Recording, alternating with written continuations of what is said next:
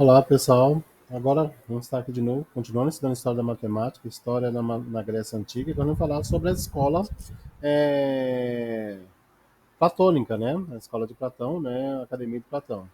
A escola localizada aos redores de Atenas, fundada no século IV a.C., considerada o elo entre a matemática pitagórica e a matemática da Alexandria, né? Que a gente vai dividir a escola de Alexandria 1 e 2. É, em sua entrada havia o seguinte dito: quem não entre aqui é aqueles que ignoram a geometria, né? Se fez pouco trabalho original, porém houve valioso avanço na lógica, no emprego da geometria. Pela primeira vez, a análise foi utilizada como método de prova. Permaneceu aberta até 529 depois de Cristo, quando o imperador Justino determinou seu fechamento, né? A academia, né, as principais matemáticas daquela época, Platão, o fundador da academia, né, que nasceu em Atenas, né, por volta de 429 a.C., foi aluno de Sócrates, né, após a sua morte, seu mestre viajou e teve contato com vários matemáticos, dentre eles Aquitas, né, de Tarento, time de local. Ao retornar, Atenas fundou a academia, onde passou o seu resto da sua vida ensinando e escrevendo. Morreu quando tinha 80 anos. Quais contribuições para a matemática? O reconhecimento do valor matemático, né, no seu uso do raciocínio lógico, distinção entre a matemática, a aritmética a logística, né? A exposição de ideias sobre os poliedros regulares, que hoje pega o nome de poliedro de Platão, associados desse como elementos da natureza, né? Teodoro de Silene, né, que viveu 4.065 a.C., né, até 3.900 a.C., não foi professor da academia, porém foi um dos matemáticos que influenciou Platão em suas viagens. O primeiro a demonstrar a, a irracionalidade das raízes quadradas, números inteiros 3, 5, 7, e criou um famoso espiral gráfica que se conhece com o nome de espiral de Teodoro, né, que construiu o método para construir geometricamente os segmentos dimensionais das raízes de números inteiros até 17. Né?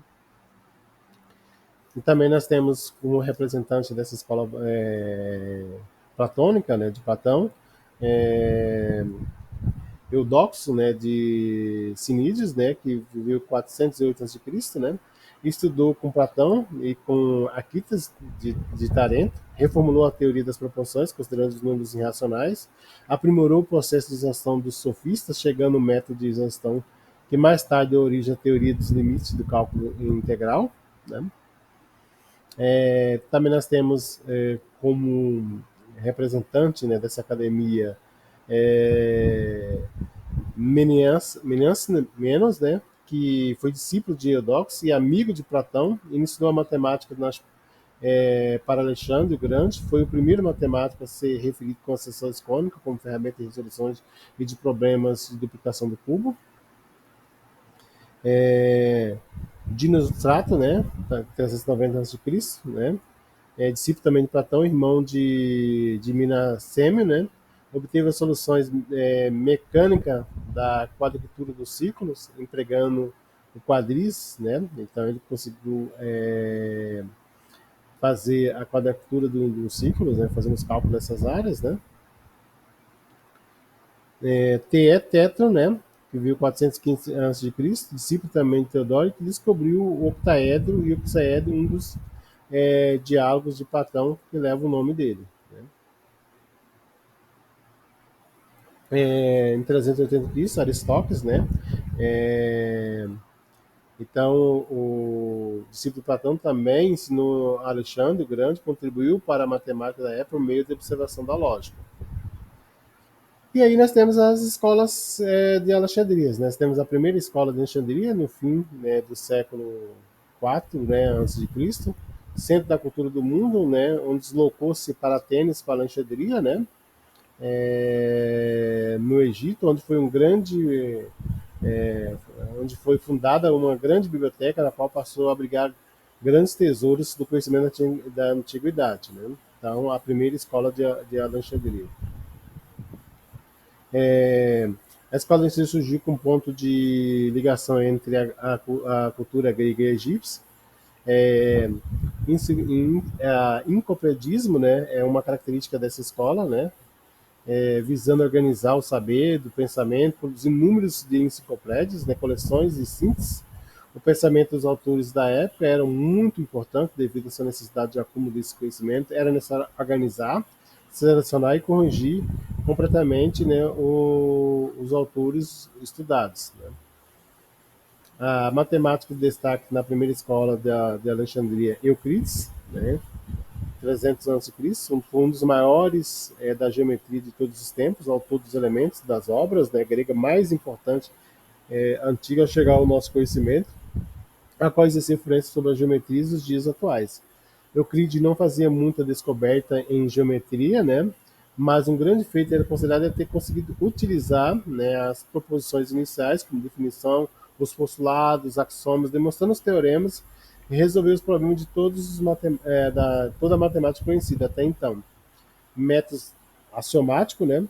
A geometria estudada por Euclides ficou conhecida como a geometria euclidiana e a geometria usual, né, onde as medidas são dotadas de propriedades que permaneceram invariáveis para transformar em grupos de deslocamentos. Né. Os elementos, né, das obras são a obra composta por 13 livros. O livro 1 ao 6 fala sobre geometria plana. Tá? É importante falar para vocês, os primeiros 6 livros falam de geometria. Do 7 ao 9 fala sobre a teoria dos números. O livro 10 fala sobre os números incomensuráveis. O livro 11 ao 13 fala sobre a geometria espacial, escrita cerca de 300 anos de Cristo. É, foi copiado e reeditado inúmeras vezes, até a inserção dos erros e as variações dos conteúdos. Estimam que pelo menos tem 1000 edições dessa obra que tenha sido publicada, né? Os elementos de Euclides. Né?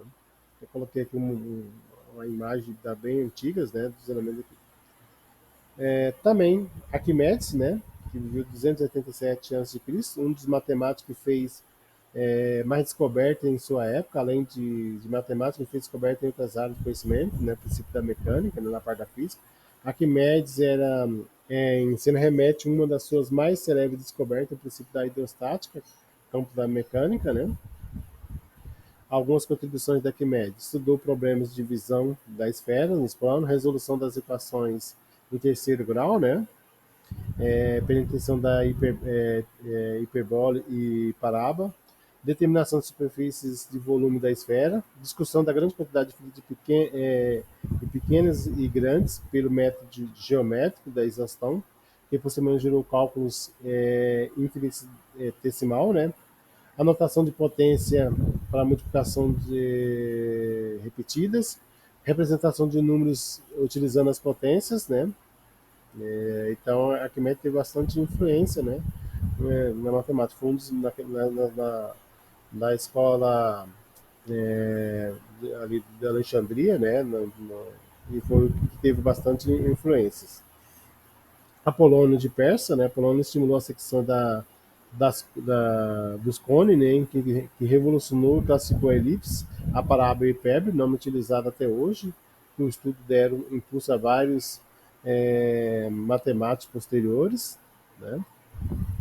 Erastones, né, que viveu 700 a.C., né, inventou o mesolábio para resolução de problemas de média proporcional.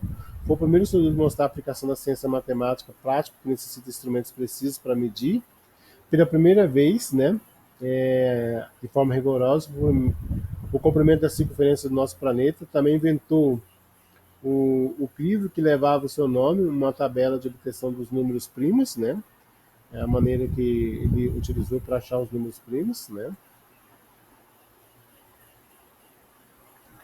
Já na segunda escola de Alexandria, né?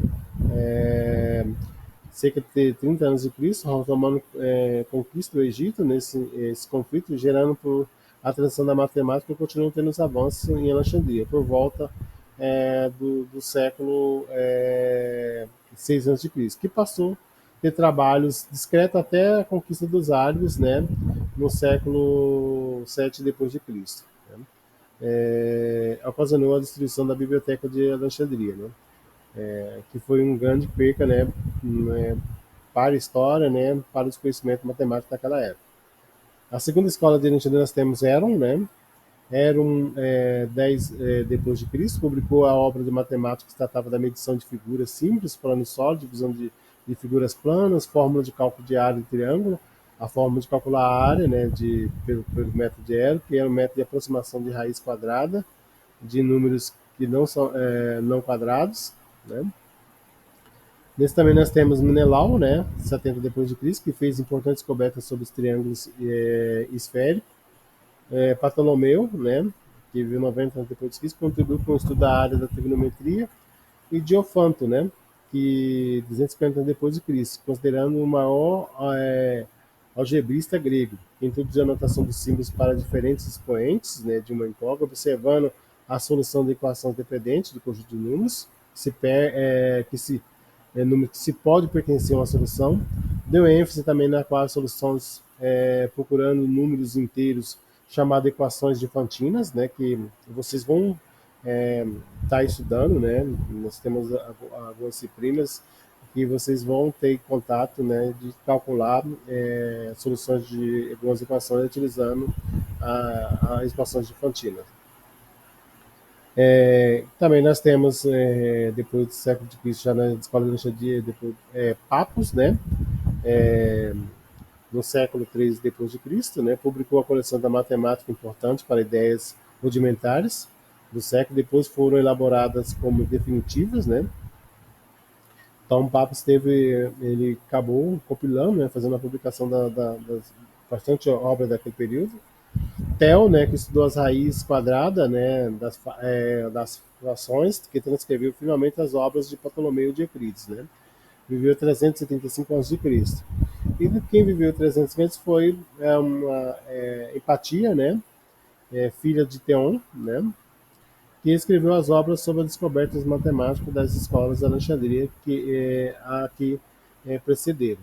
Então, eu trago aqui para vocês, né, nesses três momentos, né, da matemática da Grécia Antiga, né, as principais contribuições, os principais matemáticos contribuíram, né, aqueles que criaram, demonstraram, foram em outras culturas, né, buscar, principalmente na cultura egípcia, outros na cultura babilônica, né, trazer alguns conceitos matemáticos, e outros tiveram a importância de compilar esses dados, né, de organizar esses dados, as obras, para que hoje a gente tivesse acesso hoje, que a matemática continuasse evoluindo.